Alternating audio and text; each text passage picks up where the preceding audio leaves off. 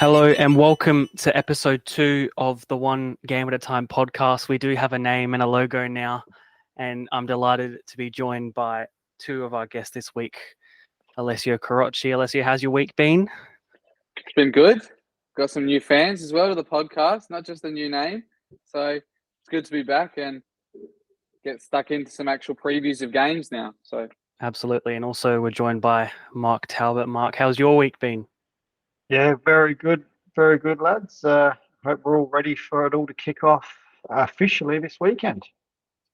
Yeah, super exciting. Of course, the main men's season doesn't start until next weekend, but this weekend we've got the preliminary rounds of the Cup in South Australia, which we will go over some key games and give our, not score predictions, but our win or loss predictions for each and every game. But to start off the pod, as we have done, we'll start with our picks of the week. I'll go first. Mine is about Thomas Giannakopoulos going over to Dandenong City from Adelaide Comets, and from the general public, sounds like he made a pretty good debut. Heard a lot of good things about him while playing for Comets. I don't know which one of you wants to chime in here, but definitely a deserving player and possibly able to be higher up.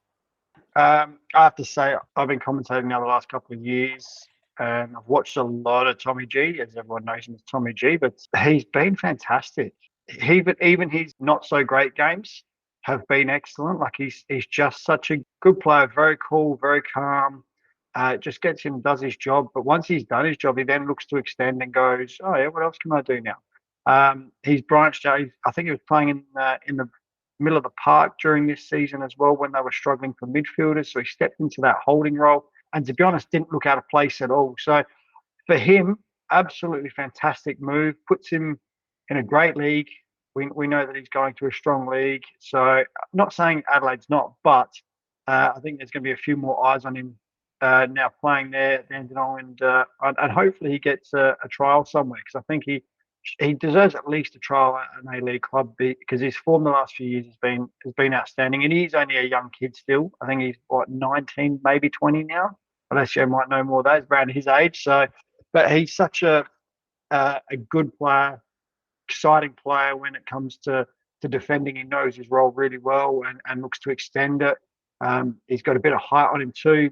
He bulks up a little bit. He's going to be quite the dominant force in any back line, to be honest. yeah, I would have the same kind of points that Mark mentioned there. He's 2 years younger than me, so I think he is 19 still, probably turning 20 this year. 2004 born, but yeah, I thought it was a breath of fresh air last year to see him step into the midfield. They had a lot of players in that Comets team step into different positions as they had a couple of players returning. You had Nathan Dimmu come back near the end of the season as well, who also had an opportunity interstate with the MacArthur Bulls Academy. So to see another one of the Comets production line make it through and get to a big club is very good to see, especially with the second division coming up soon. It's going to be a big opportunity for him to step up and see what he can do in probably a league that I would say it's probably a step up from the NPL in SA. They got a lot of players in those leagues interstate that have come out of the A-League or just looking to have a positive season to try and get back onto the A-League book somewhere else. So if he can prove it against those players who are trying to show themselves, show them up, then I'm sure he can get a move as well. So I'm looking forward to see it. And as you could see on the socials as well, the Comets faithful are very proud of him and hope to see him do well in the future in the national stage. As they should be, Alessio. I mean, you look at, I think they pronounce how often, they do it quite often, when he started with Comets. And I think he started as a 7 or 8 year old, I think, Seb. I mean, you might know the details. But he started when he was quite young. I think he started in their in the mini roos with Comets, and he's worked his way all the way through each age group. May have skipped a couple, getting promoted a little bit ahead of time, but you know, I mean, like he's represented all the way through. So great news for the club that they're producing players that can then, from mini roos, you can go all the way through the club and then step out and go up to as you said, probably a tougher league over there compared to what the Adelaide League is. And as we say, the Adelaide League's not a walk in the park by any stretch of the imagination. We've produced so many players that are now playing in the A-League. So, but it is what would be overall a probably tougher league. I think as well, one thing to note, and I'm sure a lot of the Comets fans had posted it in the comments as well, he never made it through or through the trials of some of the local NTCs or Skillaroos programs as well. So to see a player like that come all the way through one club from juniors to seniors is quite rare, and see them get like a interstate opportunity. It shows that the reach that a team like Comets and the NPLSA has with their local clubs, that you can still get offers, you can still get scouted, even if you're not at the top youth teams, the top NTCs, stuff like that. So it's a proving his point that you can make it elsewhere as well, which are a big inspiration to a lot of young players out there. Yeah, absolutely. On your point before, Mark, yeah, he's been at Comet since 2011. So what, that's nearly 12, 13 years, played 68 MPL games for them. So definitely, yeah, as you said, a player that's come through almost every single youth level team he possibly could have and played for Sing. And another point that I picked on before is that we haven't really spoken about. So sort of a different subject, but also the second division, which might be coming next year. This might be our last normal season of the MPL, which I've as completely left my mind. Any of your guys' thoughts on that? How this will now the league will probably change format somehow, or what teams will still be here in South Australia? I don't know who want to pick up on this one first. From what I've read so far, with SA won't be involved in the first year, so it won't. I don't think it's going to affect us from a team point of view for at least 2 or 3 years. It will affect us player-wise, because obviously I think players will leave to go to the clubs that are in the NSD, which I believe is Eastern States to start with. Which I think they're doing Sydney and Melbourne, Victoria, and New South Wales to begin with, and then they're looking to branch to Tassie and Queensland, so they'll stick to that East Coast for the first few years. So I think we won't see a massive change in regards to teams, but we will see a change in regards to players. We may see players leaving. Instead of coming to Adelaide, they're gonna look to go to those NSD teams instead of coming to Adelaide, like your James Tomakovskis did last year. And I know Metro picked up a couple of other players that are from Melbourne and things like that. So I think that will change, and I think we'll get less interstate players. But once we get the NSD, once we get those teams involved in Adelaide, yes, we'll get back to a level playing field in that regard. But I don't think we'll see too many changes in the first year or two from a team point of view. Yeah, following on from your point there about the interstate players, I think it'll be interesting to see what the ages of some of the visa players people will pick up as well. I mean, we've seen in the past they might pick up a couple of players for a brief stint. You had your Marcelo Caruscas, Marcus Flores. They've had some stints back in the MPL, but maybe when you're getting more to a league where you need promotion and you need young players to go through, and I reckon you might see some of the squads get a bit younger. I mean, Metro Stars, as you mentioned, they're going to be one of the favourites to join that National Second Division soon. But they do have some older players in their books that obviously can dominate in the local level. But when you've got them up against some of the best youngsters interstate, it's going to be interesting to see what people do with their visa players. And you're seeing a lot of Japanese players, a lot of South American players as well come into the leagues. So I think they're going to be definitely focus more on the age of these players, how long they can keep them for, and how long in a league like the National Second Division as well. They've talked about some of the financial implications as well some of the clubs are going to have. So how can you afford these players for a long period of time, or what the rules are going to be? We know the local leagues have the 2 visa max policy, but maybe in this National Second Division they've got to upgrade it to, I think it's 5 in the A League, where you're allowed to have 5 international spots. So I'd like to see what maybe middle ground they can find between 2 and 5 for the National Second Division. That makes it easy, doesn't it? They just go to 3. But it's also 3.5, maybe. Three Maybe and they get half a keeper. But in saying that, maybe when they do that, they look at it as a half spot might be for Asian-based players. So they look at, because we are obviously in the Asian Confederation, it might be the fact that they go, okay, you can have 3.5 players, but the half player, which would effectively be 4, but 1 player needs to be from Asia instead of Europe. So, or South America. So they might look at that way instead, because obviously it's a little bit easier with the likes of the Asian players coming across. So they might look at it that way. Is it 5 or is it 4 for the A League? Because I remember when 5. It is 5, because I couldn't remember when Western Sydney first. I think it was Western Sydney, and they had Shinji Ono. He came across, but I wasn't sure how many, because there was always talk about him being 5th or something. They were given an extra one because they were new to the league. So just couldn't remember if it was 4 or 5. But like I said, if they've got, I think that they have to have them in there. They have to have an allowance for visa spots. It's just a matter of how they work it. And I think in the A League as well, they have that homegrown. You have to have at least as many in the match day squad at least. So it'll be interesting to see if maybe they can implement that rule even further down to have you have to have a player who's come through your juniors or who's spent more than 5 years at your club. So especially for these local clubs, it'd be very important for them to have players that have been there a long time. You don't want the fans to see a whole new 11 come in that they've not had any previous knowledge with. Yeah, they'd surely have to bring that rule in somewhere along the lines that they've got to have X amount of local based and as you said, maybe players that have been at that same club for X amount of years. It'd be interesting to see if I know that Adelaide at one stage had the federation had interest in joining the league without a team. How would they work that one?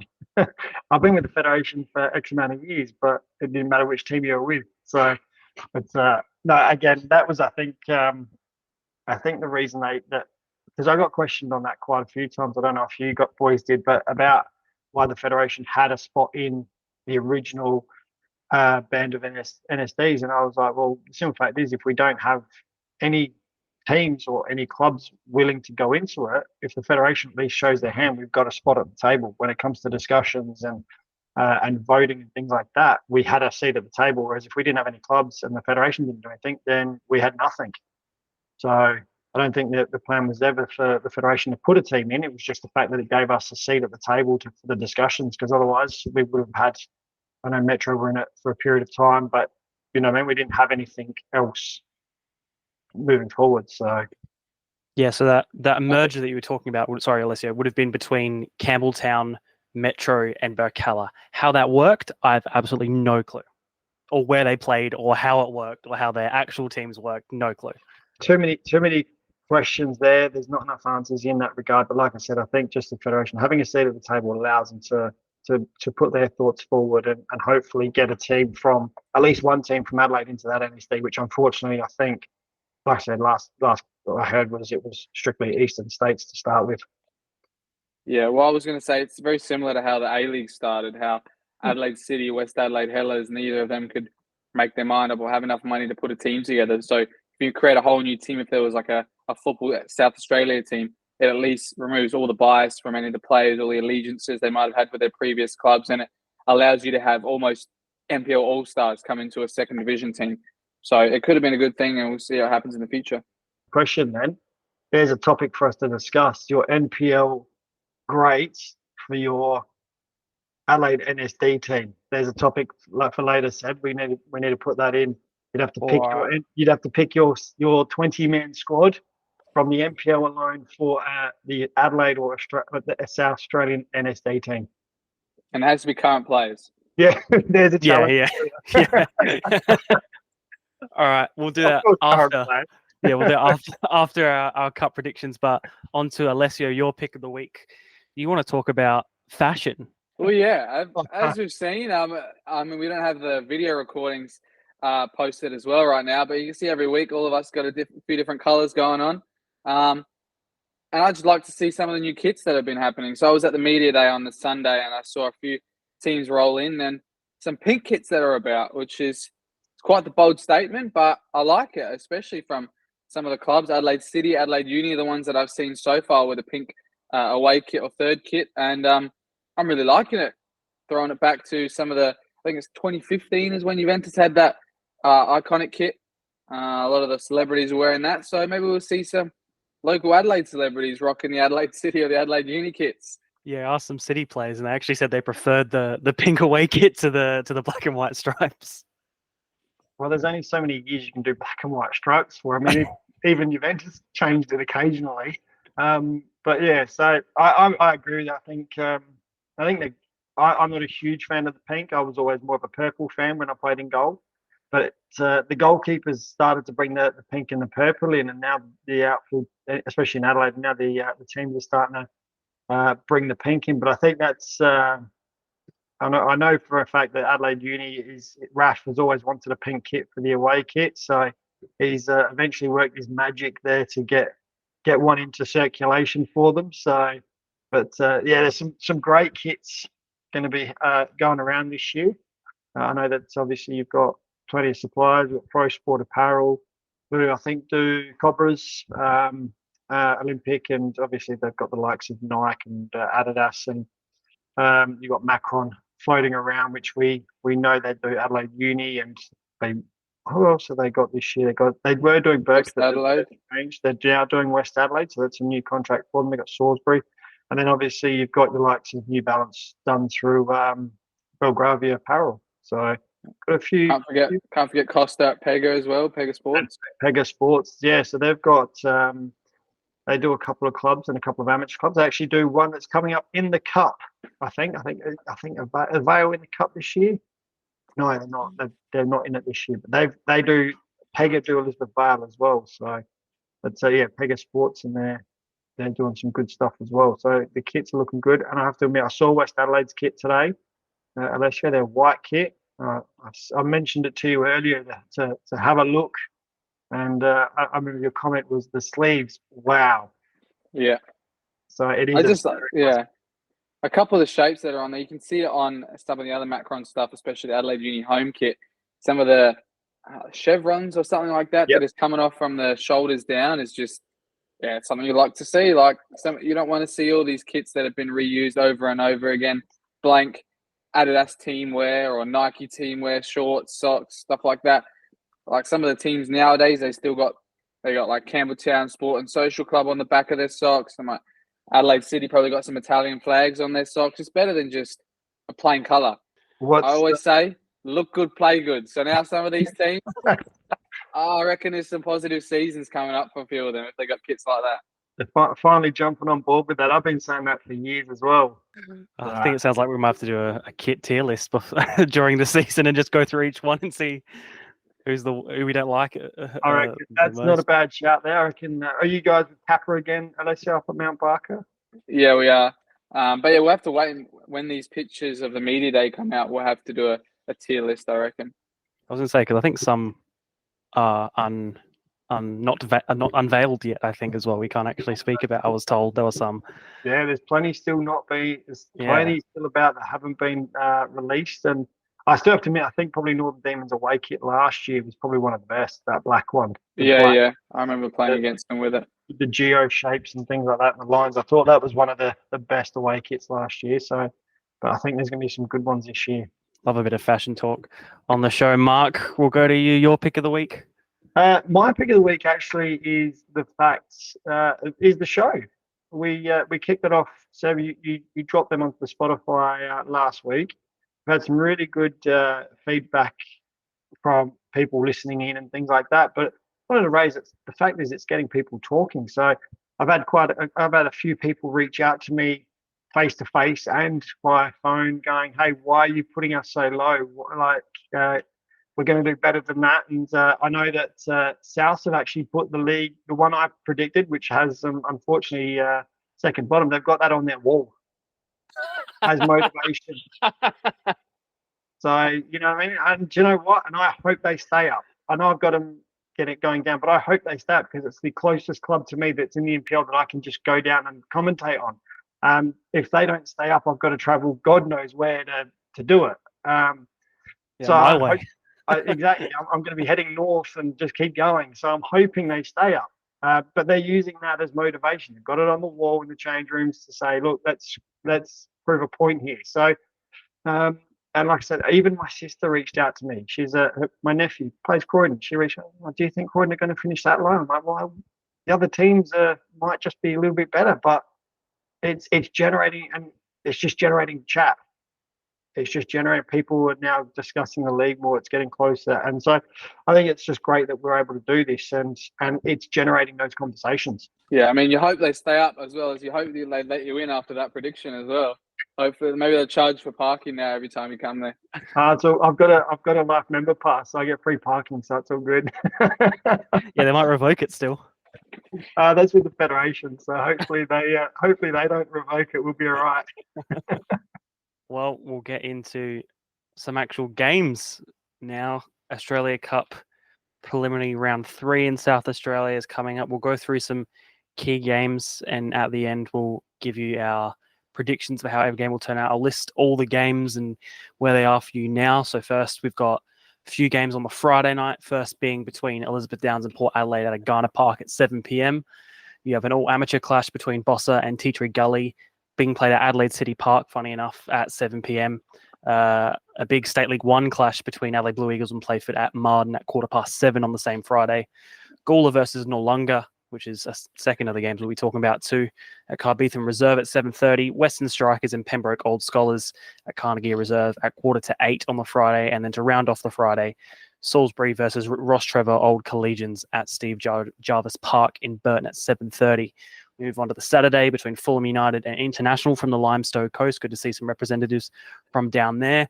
Adelaide Hills versus Adelaide Ammonia Cobras at the Hawk's Nest up there at 2:30. Adelaide Pumas and Seaford Rangers at Thomas Turner Reserve, 2:30 p.m. on the Saturday. Cumberland versus Ingle Farm, another amateur side being involved against the State League 1 side. Alia Bailey Reserve at 2:30. Alessio Your Mount Barker versus Cove at 2:30 at Summit Sport and Recreation Complex. We'll be talking about that one.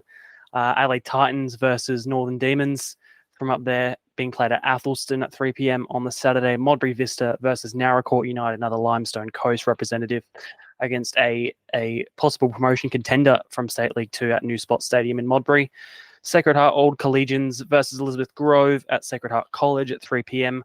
Vipers versus Sturt at St. Clair at 3 p.m. on the Saturday. West Adelaide versus Eastern United at Athelston on 6 p.m. on the Saturday. And the final game for that Saturday, Pontian versus Adelaide Uni at Yalumba Drive Reserve at 7 p.m. 3 Sunday games, Para Hills East and West Torrens Burkella. A fascinating one, to be honest, between the amateur and the State League 1 side at Cockburn Green at 3 p.m. Funny enough, not their actual home ground, which is very interesting. Cockburn Green in Brahma Lodge. We'll definitely be talking about that one. Garn United versus Adelaide Victory at Ferryden Park, 5 p.m. on the amateur side. And to round it off for this round, Unley United versus MA Hawks at West Beach Parks at 5 p.m. with Pitbulls FC having a bye. We'll go through all those again at the end and give our predictions on who we think will win and lose. But to start off with, we'll start on the Friday between Adelaide Blue Eagles and Playford, and all State League 1 clash. Alessio, we'll go to you for this one. How do we see this panning out as a first real competitive outing for both of these SL1 sides? Thanks, Seb. Yeah, I think it's going to be a major clash. I mean, both these sides definitely vying for the top 6, if not even top 4 positions in the table. I think I might even watch this game. It's not too far from me, Martin Sports Complex, and I really haven't seen these two teams play off against each other a lot in my previous viewing of any State League 1 games. But from the last seasons that they had, I think Blue Eagles just finished 7th, so just outside the top 6 last season. But Playford made it, and I think they lost in extra time to West Torrens Bacala. But they both travel with some big support as well. I know you can hear a lot of it on the previous MPL TV, some of the mouthy supporters of Playford, but it's good to see all of them come out and support. And it does get loud. It's definitely an atmosphere if you ever go away to Playford, and I'm sure we're going to talk about some of the other northern teams that have a home game in the Cup this week. But Blue Eagles as well, they're 2 imports. So hopefully they both play this week. I got knowledge that Ricardo da Silva was recovering from a hamstring injury the past few games. We hadn't been playing, but Dante had, and he's been scoring as well, which is good to see. And they've had a bit of a change up with some of the players they've signed and some of the positions. Got some youngsters coming through, Blue Eagles as well. And you can't forget Playford as well. They spent big last year and they got into the finals and got somewhat far, which is a good thing for them. But they've spent again this year, and they've got some more players, and hopefully they'll see.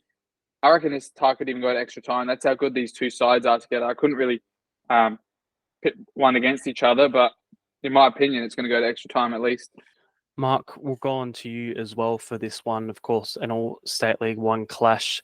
Fascinating one. Playford, as we spoke about last week, possible promotion contenders, I think we all agreed on. Do you see a similar thing where this will go to extra time, or?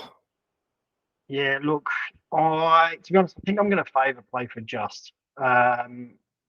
If they've got their full squad, we know that Blue Eagles might be short the likes of Da Silva and a couple of players through injury. If Da Silva's not there, it does leave a big hole for them, especially from the creative side. And I think that's what they lacked last year. They had Dante to score, and he scored plenty of goals, but they lacked sort of a creativity in general. So if he's not there, I think that might just sway the tie towards Playford. Playford were a good side last year. They have strengthened. I've just seen some of their announcements of players, and they've have announced all the same players from last year. Quite a few of them have stayed. So, to be honest, I think it will be a great game to watch. I think it'll be a very, very tough battle. But I think it's going to set the tone. I think for both clubs, we'll see where this game will show us how they're going to play a little bit, and it will sort of put us in a bit of a mind of what we can expect from them through the league as well. We'll go on to our next one on the Friday. We'll leave one very particular clash to the last, which is also on the Friday. Gawler Eagles versus Noarlunga. What do you want to say about it? Yeah, look, I think it's going to be a very interesting game, and the fact that I think we all picked Hills, Noarlunga, and Gawler to be in that sort of bottom three in the State League 2. So I think it's going to be a very interesting game to see how both teams line up and how they settle. Yes, I know it's going to be what we're all picking to be bottom of the table clash over the course of the season, but if we know one team's going to get the win, that could give them a lot of confidence leading into the season not to be in that battle of with their sort of the wooden spoon. So I think it's quite an interesting clash in the fact that it will allow one just that slight upper hand. Like whoever gets that win will have that upper hand going into the league against them, and against thinking that Adelaide Hills obviously were poor last year.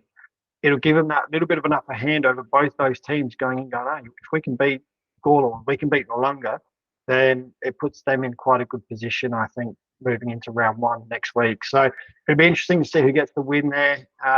And like I said, I think it will set that winner up just enough for that round one clash going into the season. Yeah, I think as well, it's going to be interesting to see. I don't know if you've ever been in the position, but if you're one of the lower half teams, how long do you want a cup run to go? I mean, squads are getting bigger and bigger these days, and you've got more depth in all areas. But if you go far in the cup, maybe they might get an amateur side next, or they might even make it to the next one.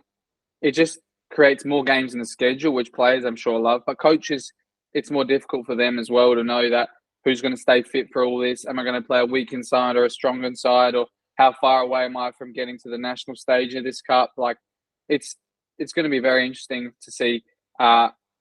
If we've all picked them as relegation sides, what are they going to do in the cup here? Are they going to maybe play both weakened sides because they both know that this is probably not the most important part of their season? They really want to stay up and have some positive results to start the season. But as you said as well, it might just give them confidence. Either team, if they can get a win, they'll be like, oh, at least they've beaten one of my rivals. So, yeah, I think it'll be a very interesting game, especially I think it's the new Carbethan Reserve as well. They've had some construction work going on there in the off-season as well. I know the club rooms have had an upgrade. I know the grass has been relayed.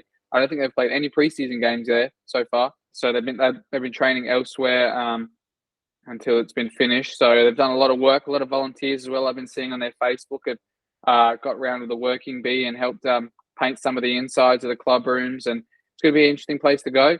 That was the first place I ever went to in State League 2 to make my debut. And it's an interesting place, to say the least. Grass is a bit uneven. The change rooms were a bit small. I don't think the showers had curtains on them. I was going to say they're a little bit old school in that regard. They do have, when I was there last, they did have some partitions between the showers, I think, but very small change rooms. Park your car nowhere near the softball and baseball ovals, and you'd be okay. But yeah, you're right with the pitch. It was never brilliant. It was always quite a dust bowl in the goal mouths and a little bit bumpy. So, but I can't say too much. I don't mind that pitch. I scored a hat-trick on that pitch, and from centre half. How many of them were penalties or set pieces? Just the one. How many none from corners? So, 2 set pieces and one penalty. But no, that's what you want in the cup as well. A difficult place to go. Makes a lot of things interesting. To see a game like that go to extra time you don't know how late it goes into the night. The pitch might get a bit worse if it gets a bit wet. I don't think it's got any chance of being wet this weekend, but yeah, it's going to be very interesting. I like to see cup ties like that at grass pitches as well. Evens the playing fields for most teams. So we'll go on to our next one. Alessio, your journey to lining up against Bruno Fornaroli in the Australia Cup final starts this weekend with Cove. How are you and your squad feeling about this one? Well, it's a big occasion for both teams. There's a couple of milestones going on in the game. You've got Ryan Beach's 300th, our captain as well, Caleb Short's 100th, and my 10th game. So you got some we got some big milestones going on. A game at home as well for us. We always want to start off the season. I think I remember going at previous clubs, seeing some of their predictions for or like team goals for the seasons, and it was stay undefeated at home or make top 6, stuff like that. And I think that's a big thing if you can make wherever your home ground is a fortress. And I hope we can do that this year.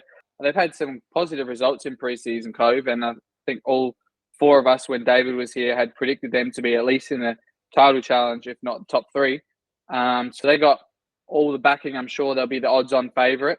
But at this stage, I think we just finished our pre-season quite strongly, playing another top side in Eastern United, who most people would have picked as well to be one of the top 3 in the league, State League 2, after being relegated. And we gave a game to them.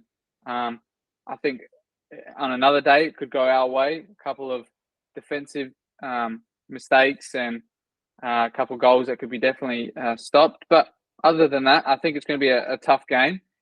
I was talking to some players today, and they think it's going to go to extra time as well for some reason. And you're signing Anthony Taylor. He was telling me he reckons it's going to be 3-2 to Mount Barker in extra time. Not confident in your back line then. I'll leave my prediction to the end of the game, but I'm in that back line, so I don't want to concede that many goals. Did he give us some odds on that by any chance? Nah. And what's this you playing in the back line? Are you being shifted from a winger to a fullback? Well, I don't want to give away any of our coaching techniques, but you have to see the lineup. It's not specifically defensive line, but it's still out wide. So okay, you have to see. All right. You have to come up. You have to come up to the Barker on Friday night. On Saturday. It's our game Saturday. We'll see. We'll see. Well, you can come to Northern Demons away on a Sunday night. That's when our game is against them. So on a Sunday. Yeah, I think one of their players or someone at the club is a wedding, so the whole team's going to be there on Saturday. No, not the whole team, the whole city. Yeah, so hopefully they hung over enough to let us take the win on a Sunday. Yeah. But other than that, yeah, it'll be a good game. My first actual senior cup game I've ever played, so I'm keen to see that. And as you said, the journey to Bruno Fornaroli, but I think I'd rather have the journey to maybe Adelaide United. That'd be a good, yeah, especially the way they're going. I'd like to face off against them instead of an informed Melbourne victory. We'll go on to our next one on the Saturday as well. Pontian Eagles versus Adelaide Uni at Yalumba Drive Reserve at 7 p.m. a night game. Magic of the Cup, as we always say. What are we saying about this one?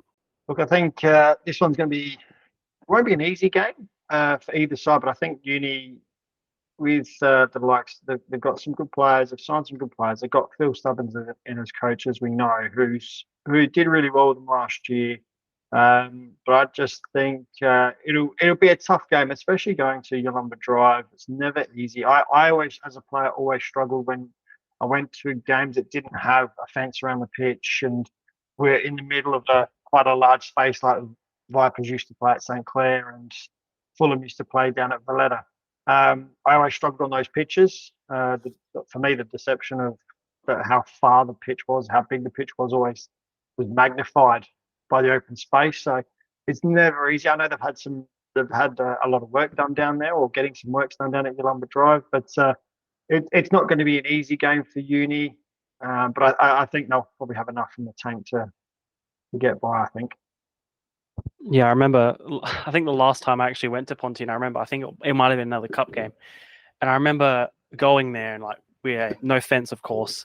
But I remember some people, I assume from the club, brought out a couch onto the sidelines and watched the game from a couch. It was the most unbelievable thing I've ever seen.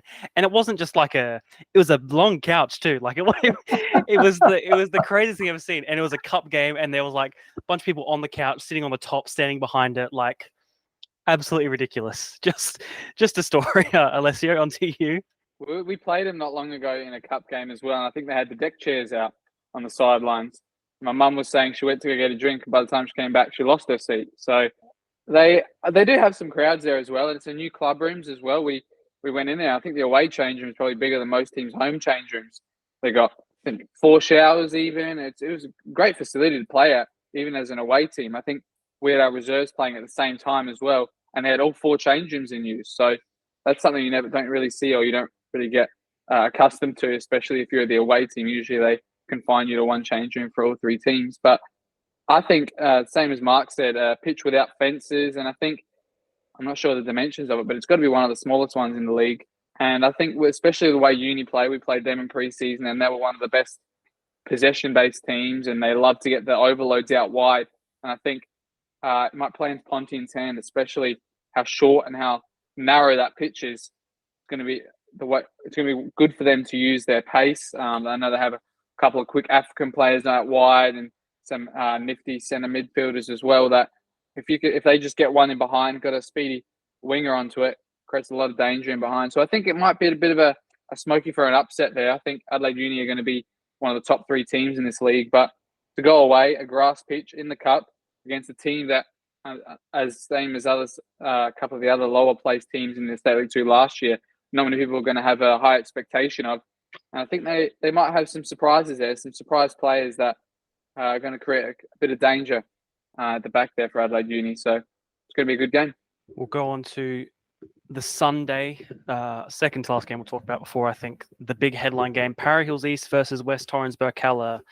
A very interesting one for the few reasons for my liking, to be honest. Para Hills East winning the Sassel Cup last year against Elizabeth Downs, we'll be talking about after this one, but also not playing at their home ground of Para Hills Oval either. They're playing at Cockburn Green, which is the home of Brummer Lodge, who used to be a Sunday Division 1 side in Sassel. I'm not too sure of the reasoning as to why Para Hills East are playing there, whether it's certain cup regulations. I'm not sure if either of you know about that one.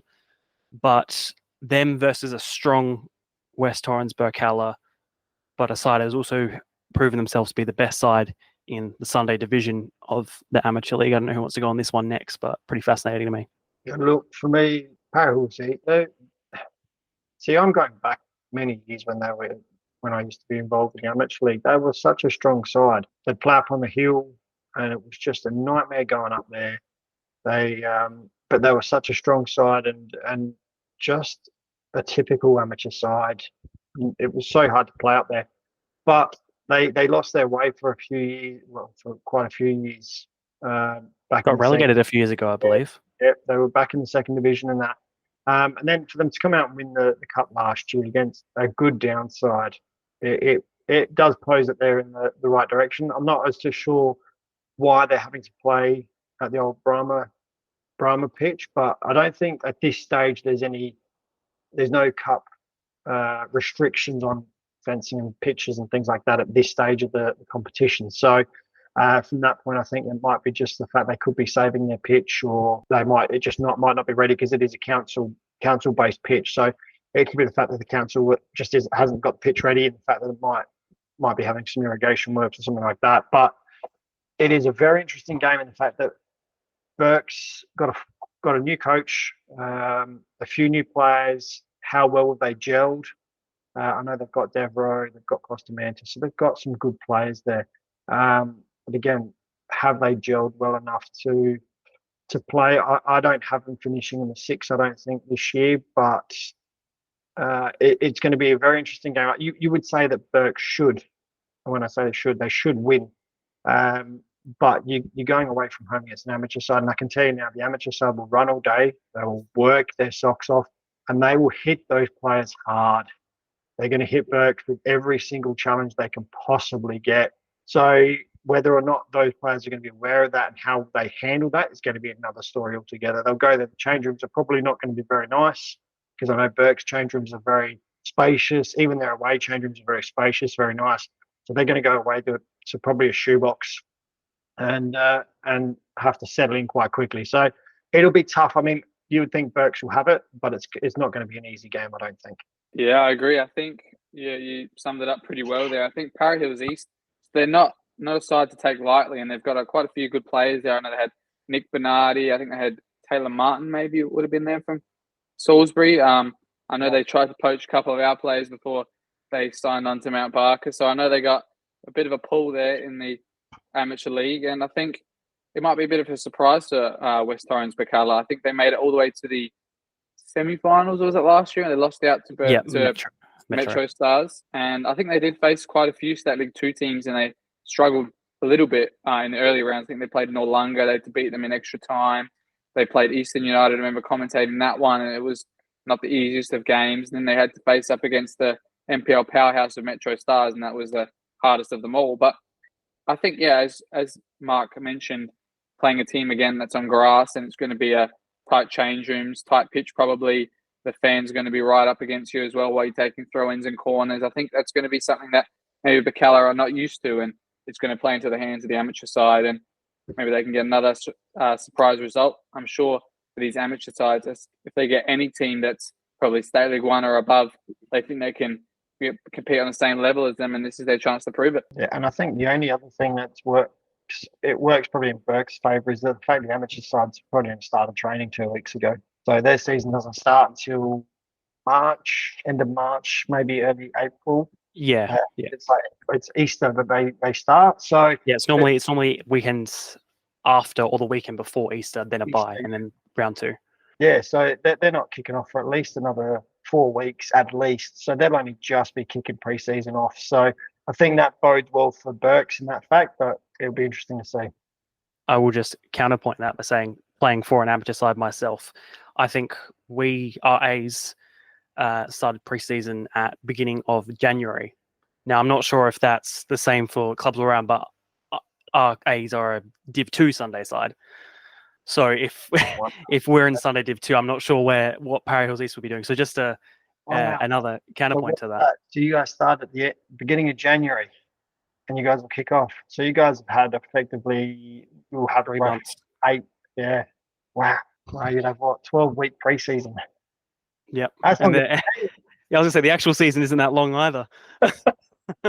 Our final game we'll talk about in depth is arguably, I think, maybe the headliner, and not because of the State League side, but because the amateur side, Elizabeth Downs versus Port Adelaide. I think whenever you see Downs in the Cup, it gets people excited because they had that amazing run a couple of years ago, and they're arguably a State League 2 team in disguise. It's incredible. They've won the Sunday Division 1 3 years in a row now. Since 21, they've won 6 in total, pretty much winning the Sassel Cup every year, of course, barring last year. They're just an incredible amateur team against a Port Adelaide side who is just relegated. I fully back the upset. I don't even know if you could call it an upset if they're State League 2 team in disguise. It's probably more of a derby or something. But yeah, I think that's going to be probably the headliner game of the cup round, as you could see the other previous fixtures. But I've been to a Downs game personally. I know a couple of you guys have as well. Especially if it's a night game, that's just ridiculous atmosphere. The crowds are huge. The noise is big. The lineup for the food at half time is even bigger. Like, it's going to be one of the best games. And I know Port Adelaide have lost a couple of players since going down as well. They've gained a few as well. But I think it's going to be a big surprise to them going away to Elizabeth Downs on a Friday night. Yeah, look, former Port boy, I want them to go through. And I'm a Vale. When I was a kid, I was a Vale boy, so I don't want the Downs to succeed. However, when you look at it, you look at their cup run. The club itself is run fantastically. I know Benny Aldridge there is the chairman of the club, or was. I think he still is. He's doing a great job running the club, and they just bring players in. I mean, you look at when they had that cup run. I reckon they had the likes of Kelly was playing, who used to play at Elizabeth City back in the day. Jason Trimboli was playing. Scotty Morrison. They had Gomez, who was, funny enough, playing at West Adelaide. I think Benny Aldridge actually was in goal at the time, who's now chairman. So they had it. They had a lineup. They had the Lindsay brothers playing as well. And yeah, it was a State League 2 side in disguise. It was a fantastic team. So Port are going to, I think Port will, I said, I really want them to win. But the Downs, you go there at Garner Park, I'll tell you what, you don't need that pitch doesn't have a fence.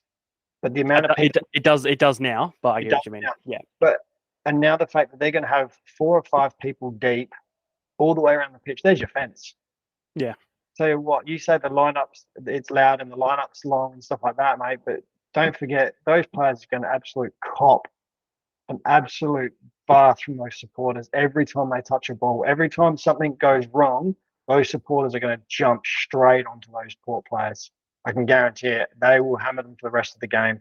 One loose touch, if a Port player gets nutmegged in a challenge, or like the player takes him 1-1, that player's not going to hear the end of it until that whistle blows at 95 minutes. If yeah, they might not. That's the thing. They might still hear about it after.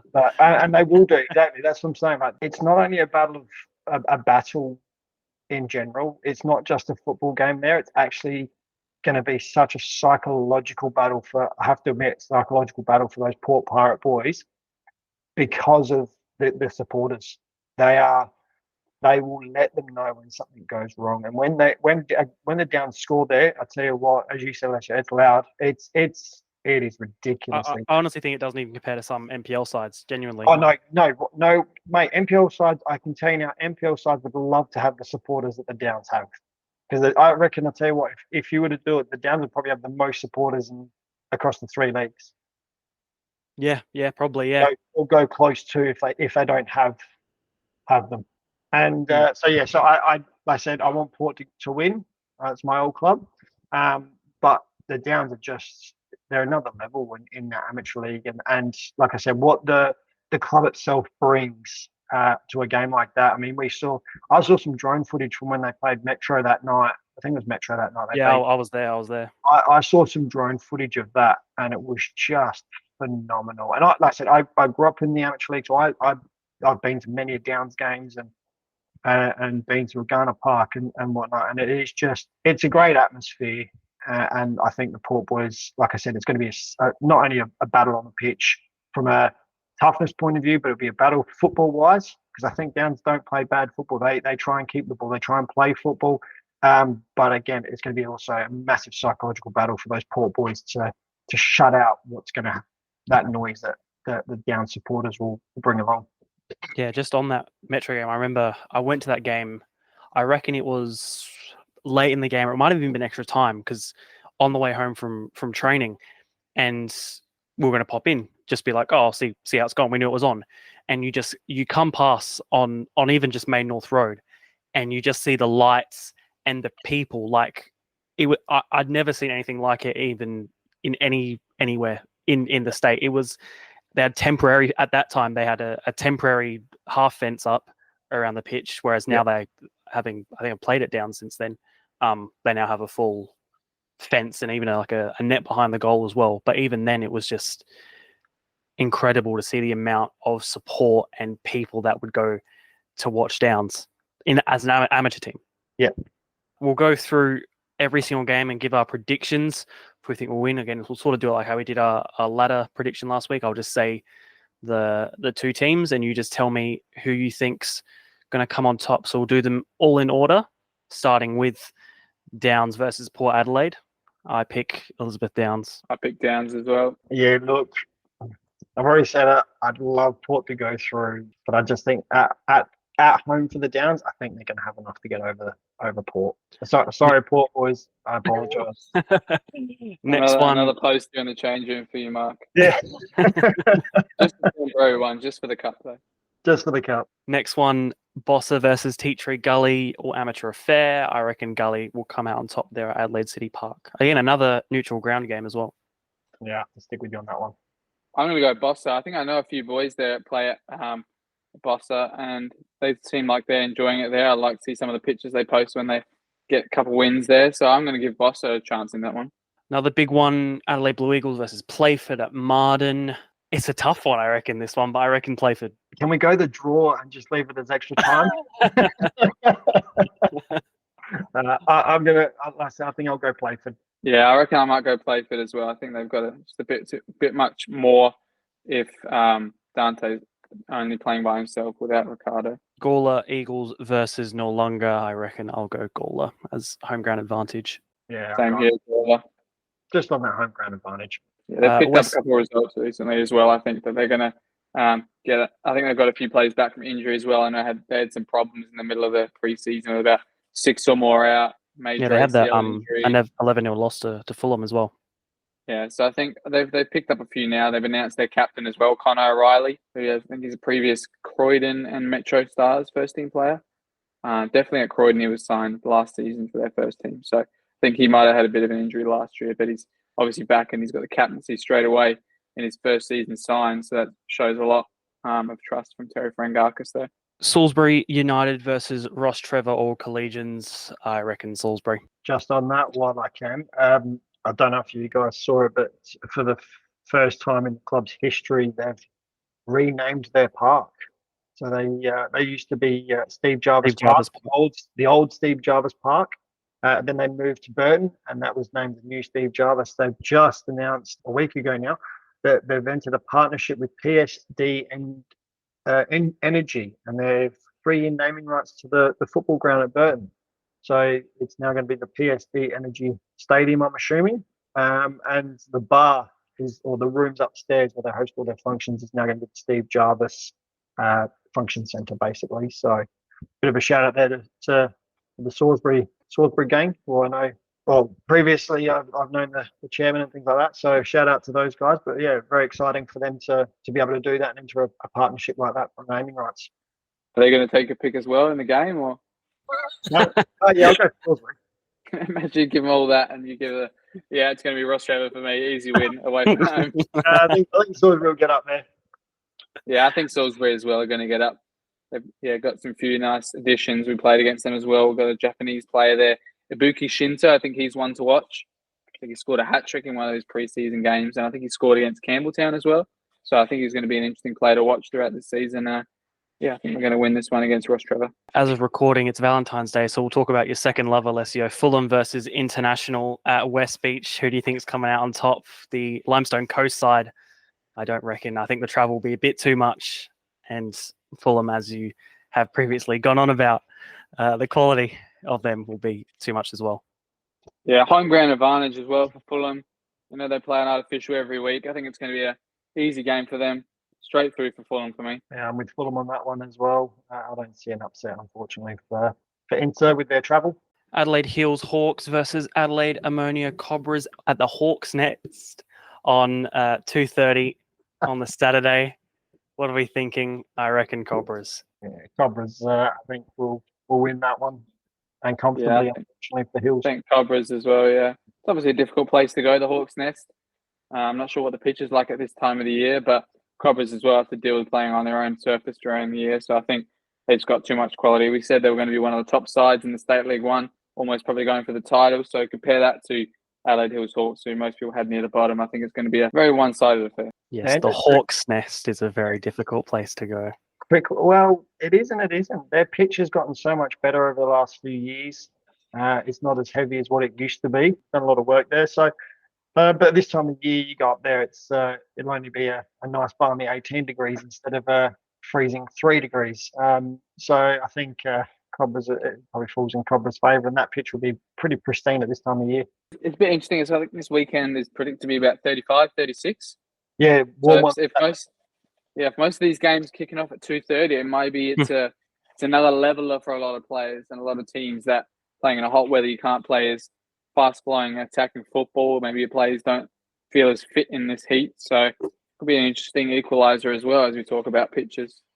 Well, it depends on what time they have to push those games out too. Do they need to? What's that weather?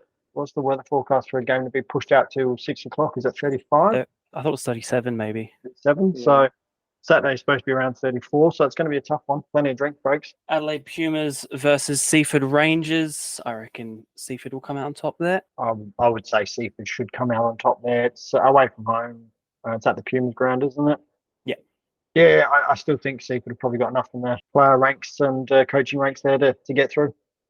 Yeah, I don't really know too much about Adelaide Pumas to say how good of an amateur collegiate team they are, but I think Seaford might just have too much for me, even though they've lost their top scorer, Brian, as we talked about last week. I think they probably have a bit too much quality still for a team like Adelaide Pumas. To Cumberland versus Ingle Farm, another amateur side game at AA Bailey Reserve, 2:30 p.m. Are we backing the upset, or do we think Cumberland will be too strong? I reckon in this case, Cumberland will come out on top. Yeah, agreed. I think Cumberland will be the winner in this game as well. They've had a few good signings, had a solid end to their preseason as well. I think they got a win in the end in their last game, and I think they're going to take the win over Ingle Farm. Yeah, look, I'll stick with with you boys on this. I think Ingle Farm, unfortunately, if it was at their ground, then I think it would be a lot closer. I think it would be a tougher game for Cumberland, but playing on the artificial, I think Cumberland will get up. Alessio, be careful about what you say with this one, Mount Barker versus Cove. I would hope you predict a win, but if not, I think you might be losing your position and possible place at the club. Well, yeah, I think we've got some fans from Mount Barker. I know maybe not my coach Nigel will be watching, so hello to him back home. But I definitely will keep it on the expected trajectory and predict a Mount Barker upset against the odds. I like to be the underdog, so see how it goes. But I think it's going to be an interesting one, and I hope we get up. It'll be a big thing at the club if we can get over a top team like that. And it's actually not too dissimilar from what they did last year. One of their first games back at home was against the recently relegated Adelaide Hills Hawks, and that was a win. So they do like to get some early wins in the season. I think they beat Salisbury there as well at home. So it could be a difficult place to come at the start of the season. I hope it is this year as well. All right. I'm going to go with my heart here. I'm going to stick with Alessio. I'm going to go for Barker, just because I'd love to see it. I think Cove are going to be a very good side, but I normally will go with my head, but I'm going with my heart on this one, Alessio, for you, mate. So I'll go with Barker. I'm going with Cove. Adelaide Titans versus Northern Demons on the Saturday in Athelston. Who do you think is coming on top here? I don't really know too many players at Adelaide Titans at the moment. We talked about Northern Demons having a few of their imports as well the last few weeks. So I think it looks like they're playing at Athelston, which is at Eastern United's pitch on artificial as well. So I think Northern Demons are going to come away with this one. They have some quality in that team still from last year. I think they just about missed out in the finals as well. So I think they'll have enough this year as well, and at least beat Adelaide Titans in the first round. Yeah, look, I'll second. I think we'll go with the Demons on that. So I watched a bit of their game last week against Western Strikers, and I think it ended up in a 1-1 draw with Strikers. And I know that both teams were missing some players, but I think Demons had about 8 or 9 players from their squad out because of, funny enough, a wedding. I told you, mate. You have a wedding in Pura, mate, you lose the whole town. And I mean that as a good gesture for the whole town, because I do love the Demons. They're a great group of people, and I got to play in their past players game last week, which was an absolute barrel of laughs and great to catch up with some players. So, but I'll go with the Demons on this one. Yeah, I reckon I'll agree. Northern Demons for me too. Modbury Vista versus the Limestone Coast side and Narra Court United. Again, I think the travel just might be a bit too much as well. It's a long distance to have to go for a game of football, but I reckon Modbury look pretty strong themselves. Yeah, I think you're right there. So I'm going with with Modbury as well. Yeah, I think I agree. Modbury Vista, they've been one of the strongest sides in pre-season, carried on their form from last year, and I think they're going to come away with a win early to start the season. Yeah, although we have predicted both of the Limestone Coast sides to not make it through, we do love the fact that they are competing in these early rounds of the Australia Cup as well. It's definitely great to see. That's brilliant. Next one, Sacred Heart Old Collegians versus Elizabeth Grove. Probably one which we wouldn't know too much about, to be completely honest. I'm not too sure. I think I've seen Sacred Heart play Gawler, I think, in a preseason game, maybe. I've seen them play one of the league sides in a preseason game. I think they lost 3-0. So I think it was a State League 2 team as well. And I think Elizabeth Grove, to my knowledge, have been somewhat consistent in their league respectively. So I think I'm going to give it to Elizabeth Grove just because I know a bit more about them and I saw the Sacred Heart loss in pre-season. So not much extensive knowledge on them both, but I'm going to give it to Elizabeth Grove. Yeah, I reckon I'd agree with Grove. I'm going to go with the Grove.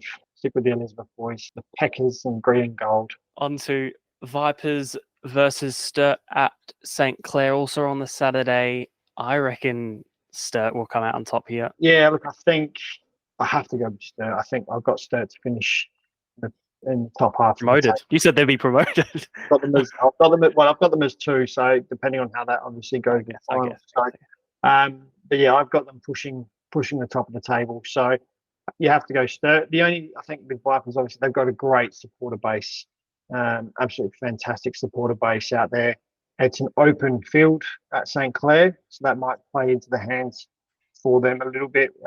Sturt obviously are used to Astro as well, so they're on the grass. It could play a bit of a key for Vipers. And just I did notice this week that they've lost back at CDs, who moved to Comets. I'm assuming he's going to be the direct replacement for Tommy G, who we spoke about earlier in the show. But I still think Sturt have got enough in the tank or not enough in the tank that they've just started, but enough quality there to get the win. Yeah, I think I saw one of the preseason games that Comets played against Blue Eagles, and Vakasidis came off the bench. I think they still had at the back Nathan Dimu still. Can't remember who the other centre-back partnering him was. Nick Vatanos, one of the young players they had last year, was partnering him in defence. But in terms of this prediction, I think I'm going to give it to Sturt as well. The grass pitch as well, as we said, it's a tough place to go. I never have actually played or watched the game at St. Clair Oval, but I do remember when Sturt were first in the NPL, they got quite a few good results on grass pitches. I remember them coming back to beat Blue Eagles away, beating Raiders away. So I think they're quite good on grass, actually, Sturt, even though they don't play on it too often. A lot of the players seem to prefer it, especially a player like Michael Moroney. I remember when he came to the club at Sturt, he said, I don't even know what artificial boots are because I never played on it. So I think he'll enjoy it as well on the grass pitch. Hopefully he plays in that midfield role as well. Like to see him run the park. West Adelaide versus Eastern United also says at Athelston as well, which I didn't even take track of. So an away game, but a home game for Eastern United for an unknown reason. Not sure if that's a mistake. Yeah, no, but West Adelaide, funny enough, you mentioned that. I just saw today West Adelaide requested to play at Eastern's ground. So obviously their pitch isn't ready, which we all know, but works have begun from what their post was the other day. So we'll keep a close eye on that. We might be getting to finally discover what a Kilburn is in regards of time frame. So that would be fantastic. But it's going to be, when it's finished, wow, it's going to be a fantastic venue. It will be just great for the game, great for West Adelaide to have a home and things like that. So really looking forward to that actually being open. But it's going to be not an easy game for either side, but I think I'll go with West Adelaide. I just think they'll have a little bit more quality. Eastern obviously getting relegated. I think it will be a West Adelaide win there. But it may, even that, I say it may be possibly extra time. Yeah, I think I agree with West Adelaide's shout of them taking the lead. I think they had one of the surprise results of the preseason. They're beating Adelaide City last weekend, which I never saw coming. Yeah, 1-0. Yeah, for a penalty. So I think it's a good positive to know, especially some of the rumours coming out. Players might be leaving, coaches changed, not sure about the pitch. So to see them still put the results up on the park, I think they're going to have a positive start to the season with a win here at Eastern United, and it's obviously a good place to go. It looks like back-to-back games, 3:00 kickoff, then a 5 p.m. kickoff at Athelston. So they're making some good money there at Eastern, hosting 2 games for other teams. I'm sure that bar's going to get a run for its money as well. Last game for the Saturday as well, Pontian versus Uni at Yalumba Dry Reserve, 7 p.m. kickoff. Spoke about this one earlier. I reckon Pontian will come out on top. I'll go with Uni. I just think they've got a lot of quality, and I just think they'll probably just pip it just enough to get over Pontians. Yeah, I that was one of the games I had starred as could be a potential upset, especially with how Pontian played us a couple of weeks ago, and they just utilised all the players they had. But I do think Uni as well will have enough quality in the pitch, and especially the way they play. Even if that pitch is very short, they'll find a way to crack open the team. Especially you've got players like Peter Mercurio, you got Raf Racina, you got some of the young players as well. They got their own quick players as well with Hugo Rimington, nice technical players as well, Dimos Karagianis. So I think I'm going to give Uni this, even though I have bigged up Pontian's away pitch. I think I'm going to get Uni to christen that pitch with a win for the away side. Now on to our Sunday games. And along we spoke about Para Hills East versus Burkalla. I reckon, again, the amateur home side, well, technically home side, not home this game, but I still reckon Burkalla will come out on top. Yeah, I'd like to think Berks will have enough quality to come out on top, so I'll go with Berks. I'd like to see the amateur sides go through, but I think Berks will have this one.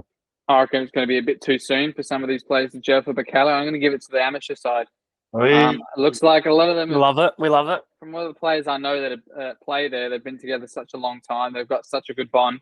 And Burkalla is always a topsy-turvy kind of team. They're always going up and down, and new players coming in and out. I'm gonna give it to the amateur side. It's gonna be one of probably the last cup set if it's on a Sunday that will occur during the week, but I give it to them. Garn United versus Adelaide Victory, amateur versus State League. I reckon Victory will come out on top on this one. And Garn's always an interesting one. They've had some good cup runs in the past. A lot of all that seems to be off-field issues follow them as well. So you just never know what you're going to get from Garn. So I will go with Victory just based on the fact that they're a stable side. Got some good players, got a good coach. They had some great moments during the last season. They ended up tailing away at the end, but I think Victory will have enough to get the result. Yeah, I think, is this one that's being played at Ferryden Park? Yeah. Yeah, so I remember actually training on this pitch as well. Adelaide Olympic used it a bit for a training pitch. Used to play there, mate. Well, not when I was there. We trained there on a Monday. The pitch was tiny, mate. So that could play into the hands as well. I don't really know too much about this Garn United team, but I know a few people from the Adelaide Victory team made some big signings as well, and they seem to have some consistent performers every year. My cousin actually plays on this team, Alex Damasi, so shout out to him as well. Hopefully he has a positive season during the season as well. He had such a good preseason last year and then only contributed to penalties during the year. So I hope he has a good start and gets it underway with an open play goal. And then the final game to round off the third round, round 3 of the preliminary cup round in South Australia, Unley United versus MA Hawks at West Beach, 5 p.m. this Sunday, 18th of February. I reckon Unley United. Yeah, look, I don't know enough about either of these sides. So I'll it's effectively for me, I'm picking a name out of a hat. So I'll just, because you went with Unley, I'm just going to go with the MA Hawks. I'm going to go with Unley. I think if Matt is playing and starting in that game, then hopefully he can create a bit of a difference. I'm not sure if he's still playing there this year, but he's moved jobs, and maybe he's going to be the one that moves Unley up the table and out of the cup first round. Absolutely. And then, of course, Pitbulls play against a team I haven't heard of called Bye. I don't know who's going to come out on top of that one. Yeah, so of course. Yeah, I reckon Pitbulls are going to go through, in my opinion. I think they're just going to be too strong for the Bye at the moment, and got no contest there. Whitewash for me. Pitbulls all the way. No extra time? I'm on 3-0. No extra time for either of your penalties? No. That's all of the cup games dissected. That's pretty much it from us for this week. Tell us which games you're going to in the cup, whether you're going to watch an all-amateur clash in Boss or Tea Tree Gully, or all-state League 1 affair between Adelaide Blue Eagles and Playford. Again, was a lot of fun talking to you two throughout today, and I'm sure we'll talk more next week. Next week, round 1. Can't wait. Excited. Yeah. Thanks for having me. A few of us on the commentary as well. A couple of other games as well. Make sure to watch. First round's got Seb on the lead. I think I'm not sure he's on the lead for the Curtin Rays Adelaide United game yet. Johnny Kecko, I think, will be on that one because you two are unavailable, I believe. Yeah. So I think Johnny's on the lead now, and I'll be alongside him for that one. Yeah, I think Lachlan might be on the Sunday game as well. So we've got all 3 days filled with entertainment. Make sure we all got our one-liners ready. Absolutely. All on YouTube now, which we didn't even talk about. All on YouTube, which is great to see since the sad death and demise of MPL TV. Yep. So all very accessible now for everyone to watch. But that's pretty much it from us. Thank you all for listening. Let us know what you've thought, either on Facebook or on Twitter or on Instagram. And we'll make sure to see you all next week. Thank you, Alessio, and thank you, Mark, for joining me. And we'll see you next week. Cheers for hosting, Seb. Good luck, Alessio.